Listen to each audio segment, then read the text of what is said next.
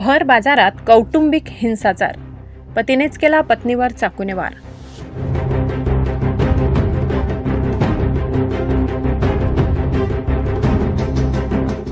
नवापूर तालुक्यातील विसरवाडी येथे आज गुरुवारी भरलेल्या आठवडी बाजारात पतीनेच केला आपल्या पत्नीवर चाकूने वार। यामध्ये पत्नी गंभीर जखमी झाली असून तिच्यावर विसरवाडी ग्रामीण रुग्णालयात उपचार सुरू आहेत। या घटनेमुळे भर दिवसा बाजारपेठेत व परिसरात भीतीचे वातावरण निर्माण झाले आहे। येथे बघ्यांनी मोठी गर्दी केली होती। नवापूर तालुक्यातील विसरवाडी येथे दर गुरुवारी आठवडी बाजार भरतो। या निमित्ताने परिसरातील असंख्य खेड्यापाड्यातील गावकरी या बाजारात येत असतात। आज आठवडी बाजार असता नवापूर तालुक्यातील ढोरपाडा येथील अशोक ताऱ्या गावीत आणि त्यांची पत्नी बबिता अशोक गावीत बाजार करण्यासाठी आले असता विसरवाडी बाजारपेठेत असलेल्या कलावती कॉम्प्लेक्समध्ये दोघांमध्ये कौटुंबिक कारणावरून वाद निर्माण झाला असता पतीने रागाच्या भरात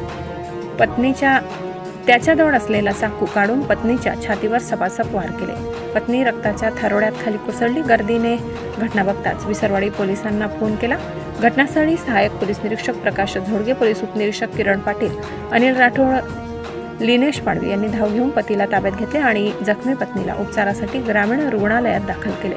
वैद्यकीय अधिकाऱ्यांनी वेळेवर उपचार केल्याने तिची प्रकृती स्थिर आहे। या दोघेही पती पत्नीमध्ये पती दारूचे व्यसन असल्यामुळे नेहमी घरी वादविवाद करून भांडणे करत होता व ती त्याला समजवण्याचा प्रयत्न करत असे। असाच प्रकार विसरवाडी येथे बाजार करत असताना घडला आणि त्याने पत्नीवर चाकूने सपासप वार केले।